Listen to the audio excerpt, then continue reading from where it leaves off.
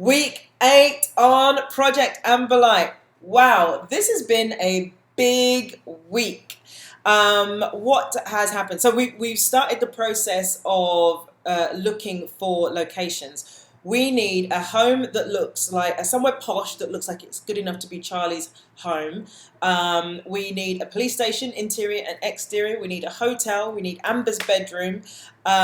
So we have started looking on Airbnb for Charlie's place because we have a feeling that the types of places that we want, the quality of the place that we want, we aren't going to be able to afford if we go through traditional like location people, because they had their little markup and all that. So we're sort of we're swerving that and we're going directly to Airbnb. But the funny thing is, a lot of people on Airbnb, especially if they've got really nice like loft spaces or posh houses or whatever, they know. So they'll go, well, if people are staying here, it's going to cost you this much. And then as soon as they know it's filming, they're like, ka-ching.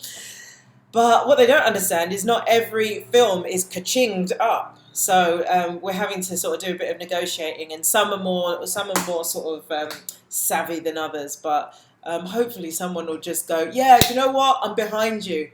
I'm with you. You can use my place for free.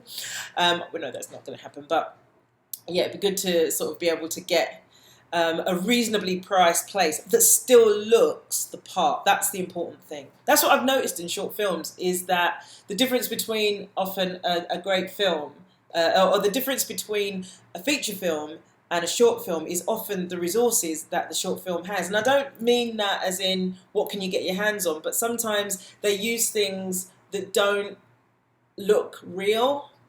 Do you know what I mean? Like a real...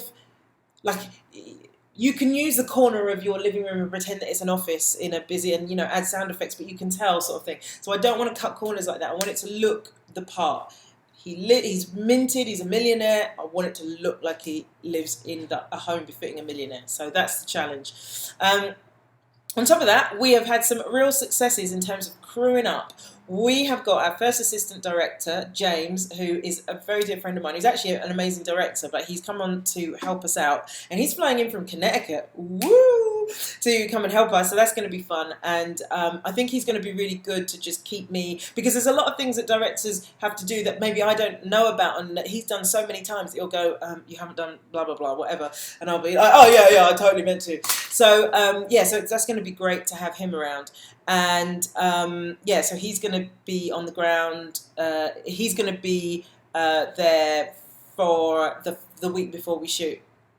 Then we've also got a production manager, so she's helping us find locations. We've got a runner in place, we've got wardrobe and makeup, and they're both really important roles to me, because especially with the makeup, because there's a lot of, like, it's not like beauty makeup or anything like that, but like, for example, Amber is a self-harmer, so I want to make sure that, do you know what I mean? Like, those scars look believable, that they're old scars as well. There's a fight, so you want scratches and bruises and, all that sort of scrapes and scratches. You want all that. So, and again, it's important that it doesn't look like it's been done with ketchup or some nonsense. Do you know what I mean? So, yeah, so that's the thing. And we're now looking for a script supervisor and a designer. So the designer is actually going to be the art department as well. They're going to be making sure that we have all the props that we may need, and they're going to be sort of managing the look of the thing. And the script supervisor is the editor's best friend. So she's going to be making notes, makes notes on everything that happens to keep continuity. She makes sure the actors get their lines right, and she keeps notes for the editor. So we are all so we're still trying to find one of those rare gems. And I think that's it on the crew front, but we're in really good shape. Oh, we have a photographer. So one thing I really wanted is to have an on-set a production photographer. Their job is to take photos while you're filming, get behind the scenes photos and photos of the cast and crew and scenes while they're being acted. And also I want them to do like social media stuff, so they're going to be doing little interviews with the cast and crew and stuff like that, so that there's loads of like goodies afterwards, because often you come away from a film and you haven't like done any of that stuff. Like when I was doing all my film school stuff, I wish that I'd taken some extra photos or something like that. So this time I'm just like, I'm on it. getting that done. Yeah, so that's that. And I've put the casting call out for the remaining roles that we need to cast. So we have our lead, Amber, the teenage fan. We've got our boy band member, Will, the subject of the obsession. But we still need Amber's mum. We need the 2 police officers who Amber goes to. Anyways, I'm not going to give you a whole story because you'll see it when you get the download if you buy that perk. So, yeah, and so there's a few other roles. Also, I don't know if you remember ages and ages ago, it's about 3 or 4 weeks ago now, I was saying about how we've got to cast a boy band for a photo shoot. We're doing the photo shoot now. So we've got to find like 4 blokes. Oh, it's a tough life being a director.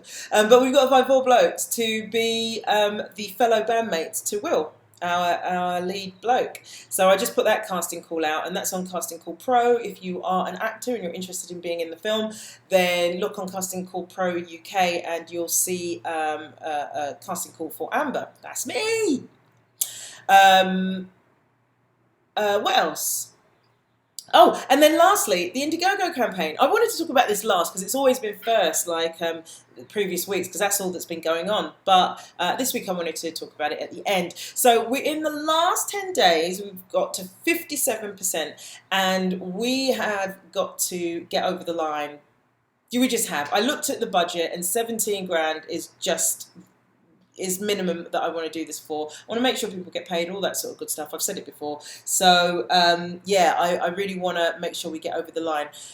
I don't know how we're going to do it. We're rolling out some new perks this week. And we're going to do, basically, I'm unbundling some of the perks so that makes it a bit more affordable. So, for example, the Skype session, me recording a voicemail for somebody, me doing a thank you video, you can get those as one-off, so you don't get any other stuff with it, but you can buy those things at a cheaper price. So hopefully that will inspire a few people to just like get behind us.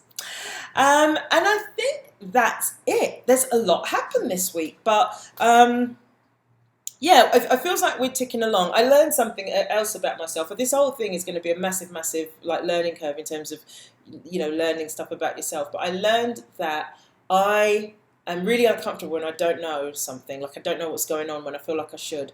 And so me and the producer were talking this week, and I said, yeah, I find it really difficult when things aren't pinned down and I don't know when they're going to be. So I'm learning to just to trust, be zen. Zen, is that Zen? Which one? Anyways, so yeah, that's a bit of a personal journey, let's say. But apart from that, I think we're in pretty good shape. I think it's just you've got to stay on it, and you've got to not take your eye off the ball at any point, which is really difficult because, you know, at the end of the day, this is a labour of love project, and if you're trying to actually earn money and do other work as well as everybody else who's on this gig has got like other work and other jobs that they've got to do, it's really difficult. And same as me, like I'm trying to do other things and trying to hustle and earn myself some money as well, but got to keep Amber alive. Keep Amber alive. All right, that's it. I've got nothing else to tell you. But listen, if you do fancy getting behind the campaign, I think these videos will actually have been... yeah, I think these videos go out after the campaign's finished. Oh, well. Well, listen, thanks for supporting us then. And, yeah, there'll be more updates on the film coming soon. All right, cheers. Bye.